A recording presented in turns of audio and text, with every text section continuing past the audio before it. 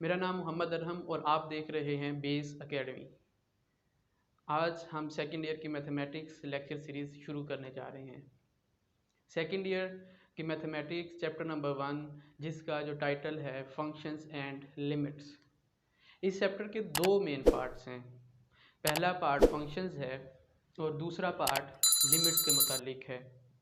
आज हम फंक्शंस को क्रैक करेंगे। हम डिफरेंट मिसालें देखेंगे, डिफरेंट एग्जांपल्स देखेंगे, ताकि इसे खोल कर पढ़ सकें कि ये फंक्शन है क्या और इसे समझने में आसानी हो। तो इसका इंट्रोडक्शन स्टार्ट करते हैं।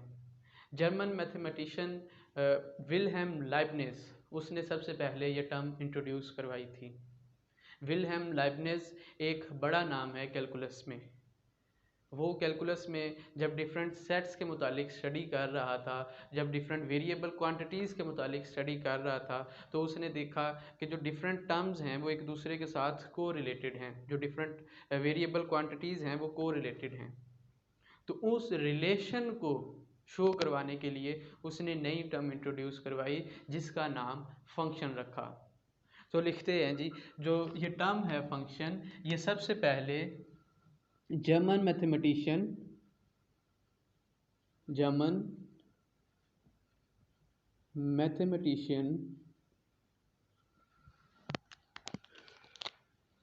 Gottfried Wilhelm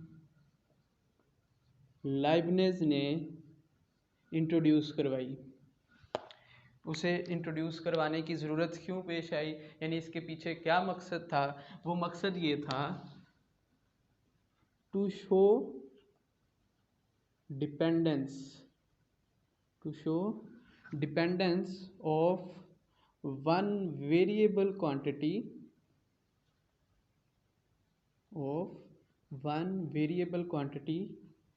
over another।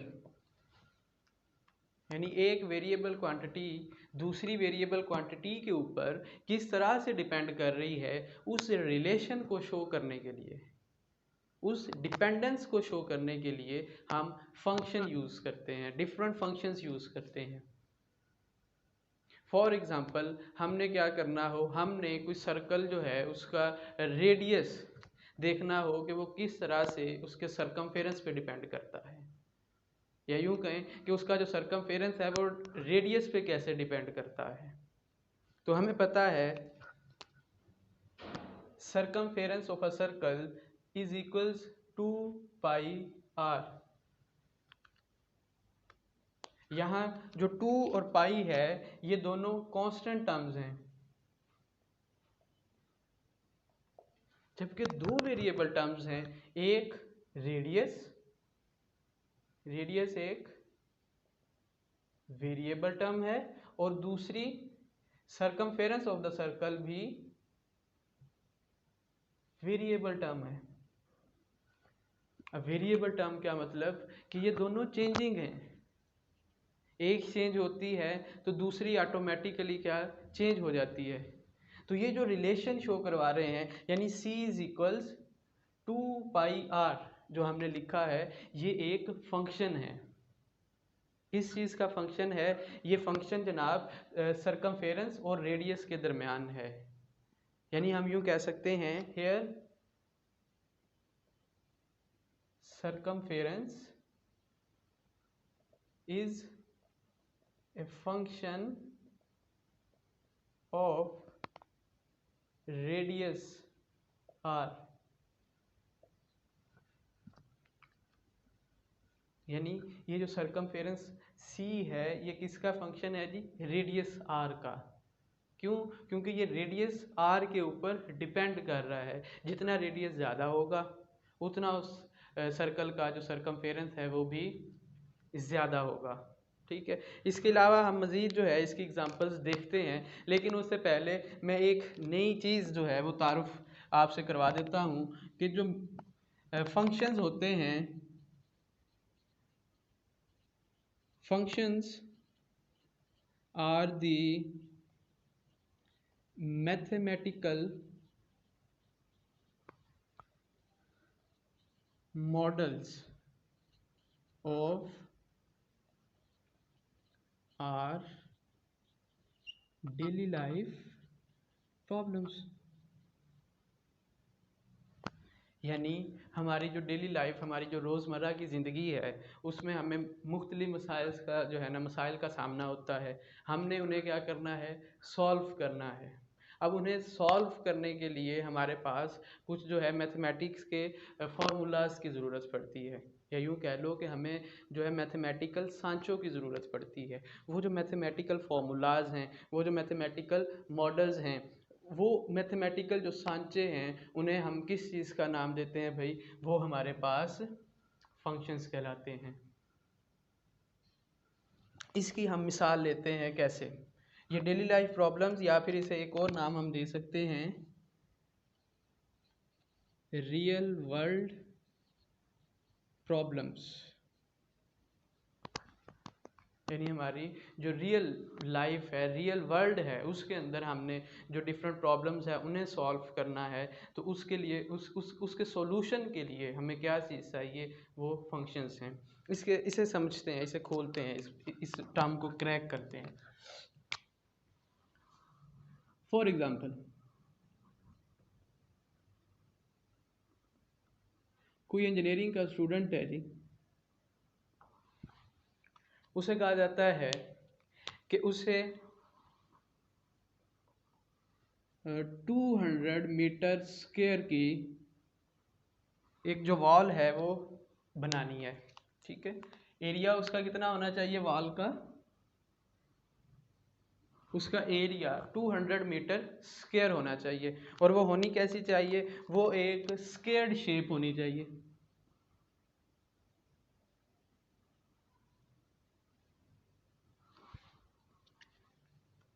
यानी हमारी जो डेली लाइफ है, इसके अंदर कोई टीचर हमें क्या देता है, किसी इंजीनियरिंग के स्टूडेंट को ये प्रॉब्लम देता है, सिविल इंजीनियरिंग का स्टूडेंट है। क्या प्रॉब्लम है जी?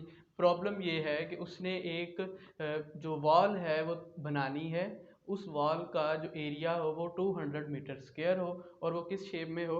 स्क्वायर शेप में हो। अब हम सबसे पहले इसका एक फंक्शन तैयार करेंगे। फिर फंक्शन तैयार करने के बाद हम देखेंगे कि वो जो हमारी वॉल है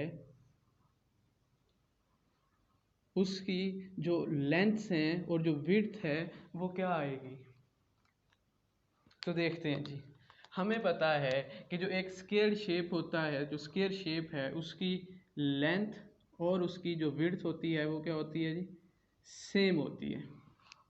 मैं कहता हूँ लेट से उसकी जो लेंथ है वो है x, तो डेफिनेटली उसकी विड्थ भी क्या होगी? फिर x होगी। ठीक है, अब एरिया क्या होता है जी? एरिया होता है length multiplied by width. Length भी x मल्टीप्लाई बाय विड्थ भी क्या है? उसकी x है। इसे मल्टीप्लाई करें तो आंसर आएगा x square is equals a। ये मैंने जो यहाँ बात की थी, functions are the mathematical models of our daily life problems. तो ये हमारी एक डेली लाइफ प्रॉब्लम थी, उसका मैंने क्या तैयार कर लिया है? ये एक मैथमेटिकल मॉडल बना लिया। ठीक है, कि जो एक स्क्वायर शेप है उसका एरिया एक्स स्क्वायर के इक्वल होता है। एक्स क्या है? किसी एक साइड की लेंथ ऑफ एनी साइड। उसकी किसी एक साइड की जो लेंथ है उसका अगर मैं स्क्वायर कर दूं तो मेरे पास क्या आएगा? उसका एरिया आ जाएगा। अब यहाँ पर एरिया उसने क्या दिया था हमें? 200 metre square is equals X square. मैं दोनों तरफ इसका अगर स्क्वायर रूट लूं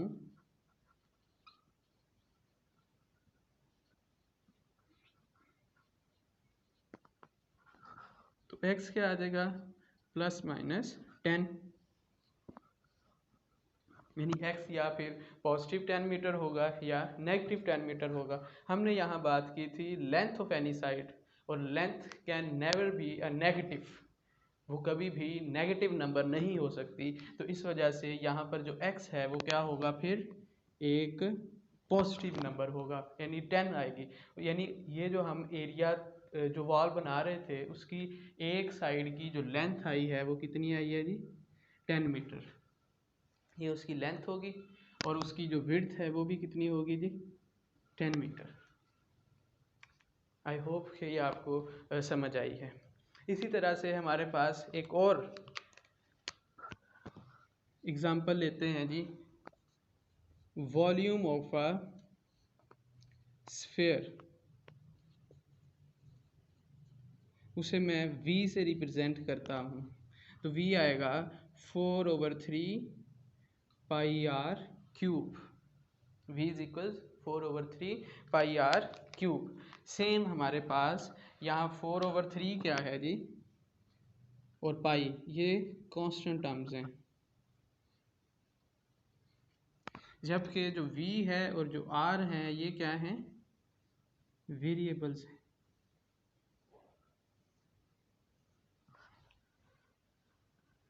v और r क्या है वेरिएबल्स हैं। तो हम कह सकते हैं कि v is the function of radius r, जैसे हमने यहाँ पर कहा था circumference is a function of radius r।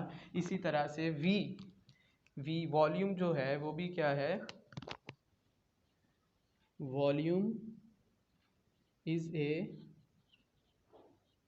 Function of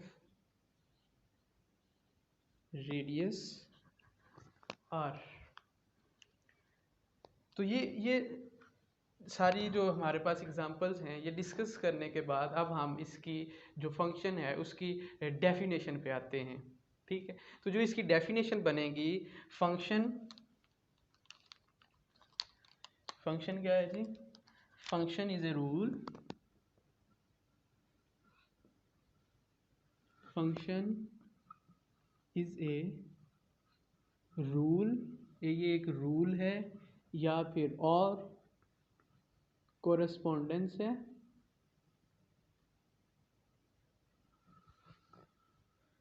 correspondence का मतलब होता है उर्दू में वैसे ख़त व किताबत कम्युनिकेशन कह सकते हैं। फंक्शन इज़ ए रूल और correspondence between two sets, between two sets, दो सेट्स के दरमियान। ठीक है, जैसे यहाँ पर a एक सेट था और x जो है ये दूसरा सेट था, यहाँ हमारा c एक सेट था, r दूसरा सेट था, इसी तरह से यहाँ v और ये r, ये दो डिफरेंट सेट्स हैं। तो फंक्शन इज अ रूल और कोरेस्पोंडेंस बिटवीन टू सेट्स, किस तरह से, इन सच अ वे दैट, वो जो कोरेस्पोंडेंस है या जो रूल है वो किस ऐसा होना चाहिए, फंक्शन इज अ रूल और correspondence between two sets in such a way that each element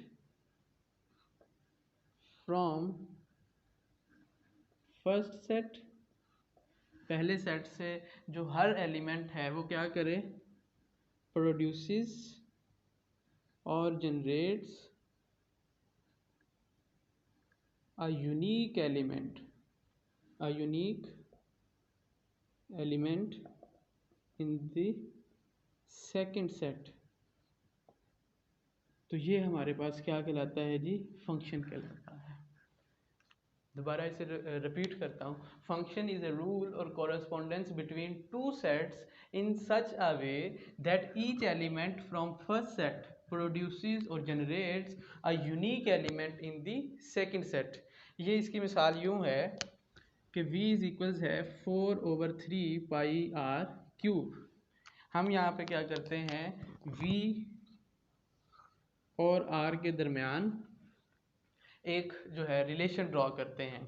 r हमारे पास लेट से है 1 2 3, तो r 1 2 3 होगा तो हमारा जो वॉल्यूम है वो क्या होगा, 4/3 इंटू पाई। जब हमारे पास r की वैल्यू 2 होगी तो वॉल्यूम हमारे पास आएगा 32/3 इंटू पाई।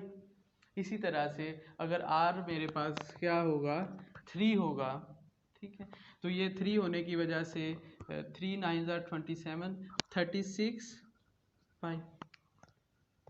अब आप देख रहे हैं कि हम R से एक वैल्यू उठाते हैं तो V भी एक यूनिक वैल्यू हमारे पास प्रोड्यूस हो रही है। हम यहाँ R से दो यानी सेकंड वैल्यू उठाते हैं तो वॉल्यूम भी एक नई वैल्यू, नया आंसर हमारे पास आता है। हम यहाँ से R थर्ड वैल्यू 3 लेते हैं तो वॉल्यूम भी एक यूनिक एलिमेंट हमारे पास प्रोड्यूस होता है। तो इस तरह का जो रिलेशन है, जिसे हम सेट्स की ज़ुबान में अगर बात करें, 1-to-1 रिलेशन, यानी अगर डायग्राम बनाएं तो ये अगर A हो, बल्कि V और R नाम दिया था, तो ये V और ये R, तो हमारा R क्या है जी 1 2 3, उसके नतीजे में 4/3 पाई, 32/3 पाई और 36 पाई। अब ये वैल्यू ये कैसे आ रही है जी? जब आप 1 पुट किया तो ये आंसर आता था, 2 पुट करें तो ये आता है, 3 पुट करें तो 36 पाई आया। तो अब क्या है कि each element from first set corresponds to a unique element. ये कोरस्पॉन्डेंस है, ये जो 1-to-1 हमने 1 4/3 पाई, ये कोरस्पॉन्डेंस शो करवा रही है। ठीक है, ये क्या है जी? कोरस्पॉन्डेंस।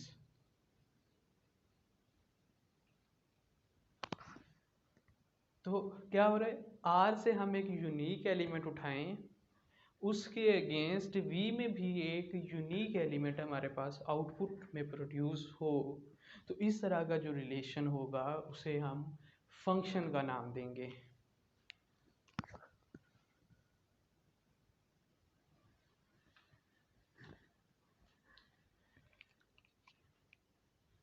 इसके बाद हम फंक्शन को एक नए सिरे से देखते हैं, एक नई एग्जांपल जो है इस पे डिस्कस करते हैं फंक्शन को समझने के लिए।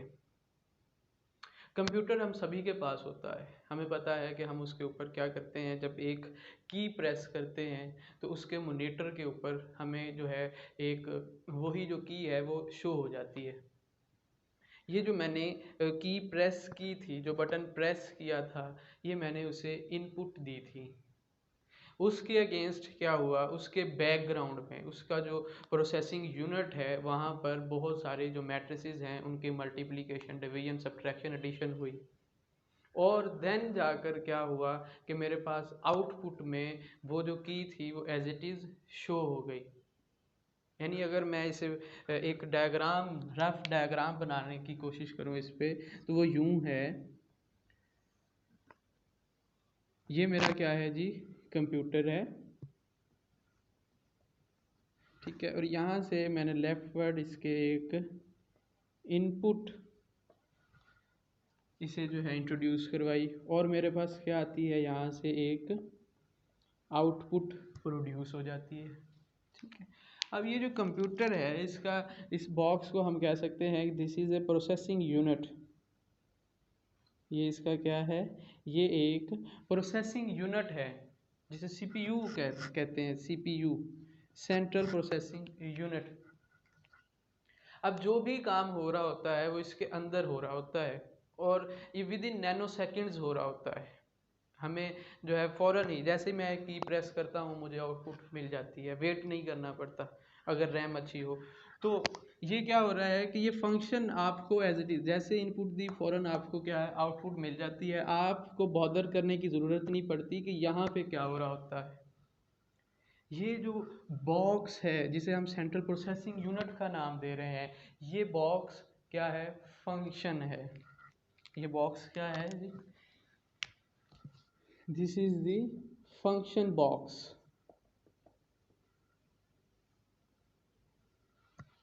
आप क्या करोगे, एक इनपुट इंट्रोड्यूस करवाओगे और आपको डायरेक्टली क्या मिल जाएगी, आउटपुट मिल जाएगी, और यहाँ पर क्या हो रही होगी, सारे की सारी प्रोसेसिंग हो रही होगी। सो हम कह सकते हैं कि जो हमारा फंक्शन है वो क्या है, वो एक सेंट्रल प्रोसेसिंग यूनिट भी है। हमने इससे पहले देखा कि जो फंक्शन है ये क्या क्यों क्यों जो है इंट्रोड्यूस करवाया था। ये लाइबनिज ने इंट्रोड्यूस करवाया था डिपेंडेंस शो करवाने के लिए एक क्वांटिटी की दूसरी क्वांटिटी के ऊपर। फिर हमने ये देखा कि जो फंक्शन है ये एक मैथमेटिकल मॉडल होता है हमारी डेली लाइफ प्रॉब्लम्स का। तो अब हमने इसकी थर्ड जो चीज़ देखी कि फंक्शन क्या है। Function is a central processing unit. Function एक सेंट्रल प्रोसेसिंग यूनिट है। उसके बैक एंड पे उसकी जो बहुत सारी जो है कैलकुलेशंस हो रही होती हैं, जो भी प्रोग्राम चल रहा होता है हमें उससे बॉदर करने की ज़रूरत नहीं पड़ती। हमने क्या करना होता है, एक इनपुट देनी है और उसके अगेंस्ट हमें एक आउटपुट मिल जाती है। Is it clear? ओके, इसके बाद ये जो इनपुट है इसे मैं अगर x का नाम दूं तो मेरे पास जो आउटपुट आएगी वो क्या आएगी, f ऑफ x। ये जो फंक्शन था अगर मैं इसे f का नाम दूं, क्या है जी ये फंक्शन f, तो मेरे पास जो इनपुट थी x वो जब इस बॉक्स में से गुजरी तो एंड पर हमें क्या मिला, जो नेट रिजल्ट मिला, जो आउटपुट मिली वो क्या है, वो f ऑफ x है। ठीक है, तो हम इसकी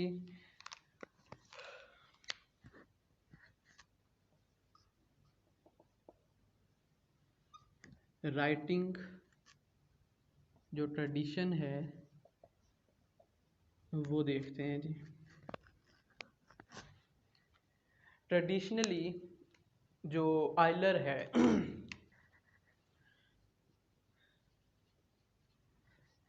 आइलर ने इंट्रोड्यूस करवाया था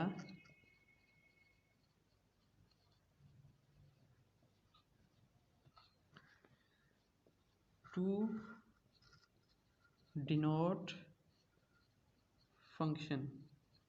आइलर ने इसे इंट्रोड्यूस करवाया कि हम इस फंक्शन को इस तरह लिखेंगे f ऑफ x। ठीक है, और इसे पढ़ेंगे क्या, लाइक f ऑफ x के तौर पे इसे लिखेंगे और इसे पढ़ेंगे क्या, and it will be read as, इसे हम f ऑफ x के तौर पे पढ़ेंगे। यानी अगर कहीं ये लिखा हो y is equals F into x, तो ये y is equals F into x नहीं बल्कि y is equals F of x पढ़ेंगे। यहाँ पर y एक क्या है, वेरिएबल, और x क्या है, वो एक दूसरा वेरिएबल है। हमने एक डेफिनेशन जो फंक्शन है उसकी पहले पढ़ी थी, एक मज़ीद जो है नई डेफिनेशन हमारे पास आ गई।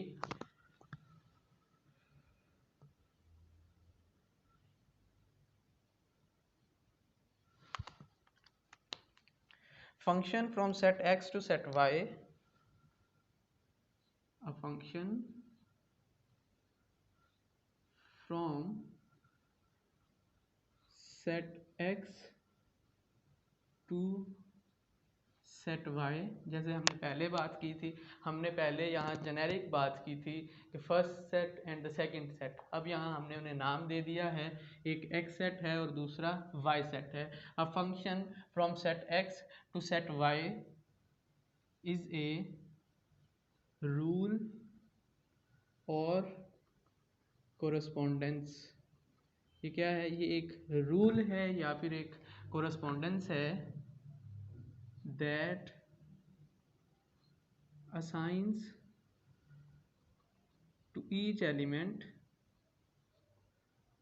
x in x and a unique element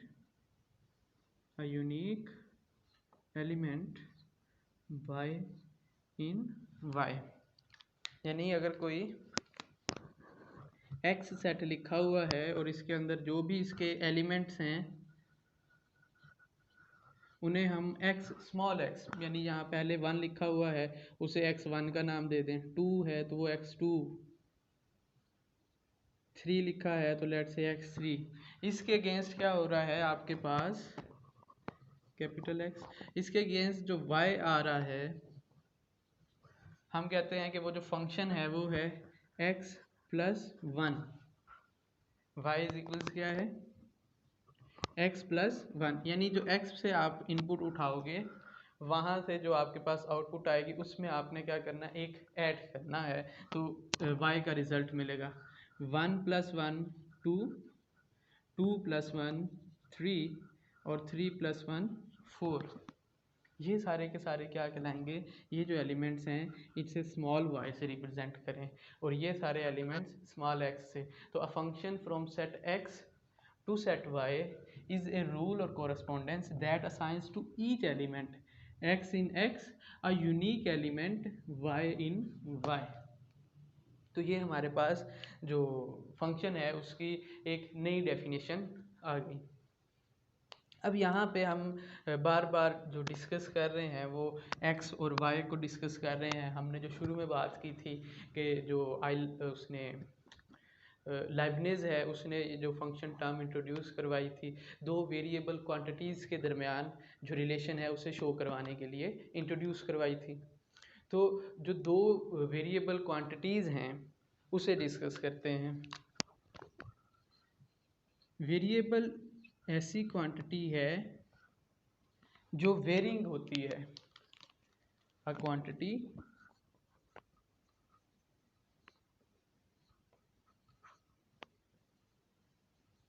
that is varying और चेंजिंग, जो कि चेंज हो सकती हो, जो चेंजिंग हो रही हो, जो तब्दील होने वाली हो, उसे हम क्या कहेंगे, वेरिएबल कहेंगे।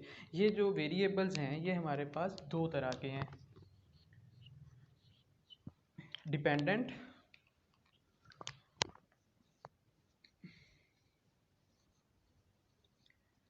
Variable and independent variable.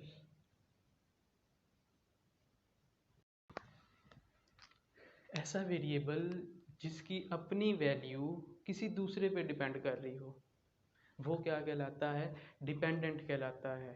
और ऐसा वेरिएबल जिसकी अपनी वैल्यू किसी पे डिपेंड नहीं कर रही होती वो इंडिपेंडेंट वेरिएबल कहलाता है। फॉर एग्जांपल स्पीड, स्पीड एक स्पीड एक डिपेंडेंट वेरिएबल है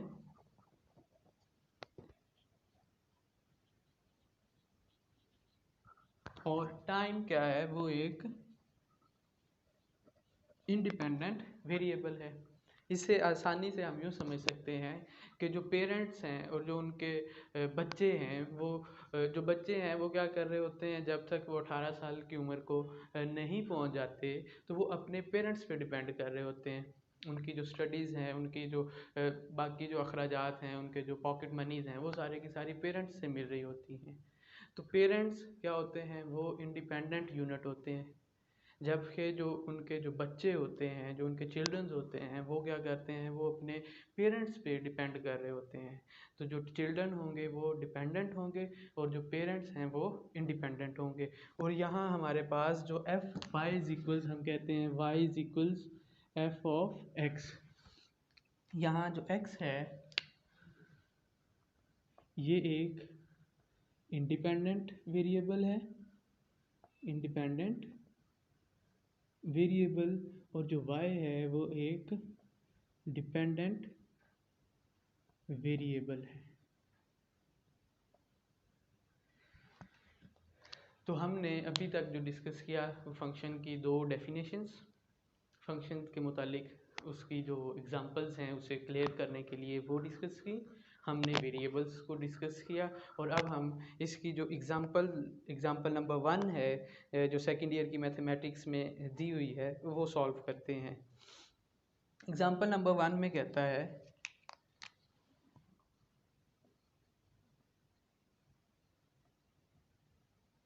find f of 0, find f of 0, f of two F of minus two, F of minus two, F of one, तो और भी हैं, F of one plus X, F of one plus X और F of one over X. ये आपने क्या करने हैं, फाइंड करने हैं। कब? If F of X is equals, F of X is equals X cube minus 2x square plus 4x plus 1, 4x minus 1। जी, तो ये क्वेश्चन है और कहता है कि आप ये फाइंड करें। अब यहाँ पे क्या है कि आप जब एफ ऑफ ज़ीरो फाइंड करते हैं, जब एफ ऑफ ज़ीरो फाइंड करते हैं तो आप एफ ऑफ ज़ीरो को एफ ऑफ एक्स के साथ कंपेयर करें। एफ ऑफ एक्स पहले से हमें गिवन है, एफ ऑफ एक्स की वैल्यू है x cube minus 2x square plus 4x minus 1। आप इन दोनों को कंपेयर करें तो आप देखते हो कि बाकी सब सेम है, ज़ीरो और x क्या है, इंटरचेंज्ड है, यानी जो हमें रिक्वायर्ड है वहाँ ज़ीरो है और जो हमें गिवन है वहाँ x है। तो अगर जो गिवन है वहाँ x की जगह पे अगर हम ज़ीरो रिप्लेस कर दें तो हमें हमारा रिक्वायर्ड आंसर मिलेगा। तो सॉल्यूशन इसका देखते हैं जी। Solution f of zero is equals, मैंने कहा इस फंक्शन में f ऑफ x में जहाँ x है उसे ज़ीरो से रिप्लेस कर दें। तो यहाँ x क्यूब था, ये आ जाएगा zero cube minus 2 into zero square plus 4 into zero minus 1। Zero का cube zero minus 2 into zero का square zero, zero into two zero, zero minus zero plus 4 into zero zero minus 1 is equals आ जाएगा minus 1। Similarly जब F of minus two find करना है, F of minus two, तो F of minus two को आप compare करो F of x के साथ। एफ ऑफ एक्स के साथ जब आप कंपेयर करते हो तो देखते हो कि एक्स की जगह पे क्या है, माइनस टू। आप उस क्वेश्चन में क्या करें, जहाँ जहाँ पे x गिवन है उसे माइनस टू के साथ रिप्लेस कर दें। तो करते हैं जी, f of minus two is equals minus two raise to power three minus two raise to power two plus 4 minus two minus 1 is equals minus two raise to power three is equals minus 8, minus two into minus two का square 4 plus minus minus 8 minus 1। तो ये आ जाएगा minus 8 minus 8 minus 8 and minus 1। तो इसे add करेंगे सबको, तो 8 16 24, तो माइनस 25 आपके पास इसका आंसर आ जाएगा। इसी तरह से एफ ऑफ वन है, आपने एक्स की जगह पे रिप्लेस कर देना है वन को, तो रिक्वायर्ड आंसर आ जाएगा। F of one plus X में आप क्या करोगे, F of one plus X is equals X की जगह पे वन प्लस एक्स आ जाएगा minus two into one plus X का स्क्वायर होगा प्लस 4 इंटू एक्स की जगह one plus X minus 1। One plus X cube आप खोल दें, वन का cube plus three into one का square into X, 3x plus 3x का square plus X cube minus 2, one का स्क्वायर 1, 2 से मल्टीप्लाई होगा तो 1 ही आएगा, minus 2x square minus 4x plus 4 plus 4x minus 1। तो इसमें जो कैंसिलेशन होती है वो आप कैंसिल कर दो, तो जो आंसर आएगा एक्स क्यूब, क्योंकि कोई क्यूब वाली टर्म नहीं है, 3x स्क्वायर है माइनस 2x स्क्वायर है, तो ये आ जाएगा plus X square, then plus 3x है माइनस 4x है प्लस 4x है, ये कैंसिल हो जाएगा, तो यहाँ पे सिंपल आ जाएगा 4x plus 3x plus 7x, और फिर +1 और -1 कैंसिल हो जाएगा, तो सिंपल -2 आ जाएगा। तो ये इसका आंसर होगा। लास्ट पार्ट इसका f और 1/x आपने फाइंड करना है। सेम प्रोसीजर है, जहाँ जहाँ पे x है उसे 1/x के साथ रिप्लेस करेंगे और उसके बाद उसकी सिंप्लीफिकेशन होगी। इसके साथ ही आज का हमारा जो लेक्चर है वो ख़त्म हुआ। तो जो भी किसी का क्वेश्चन हो तो वो पूछ सकता है। अपना और चैनल का ख्याल रखिए। अल्लाह हाफिज़।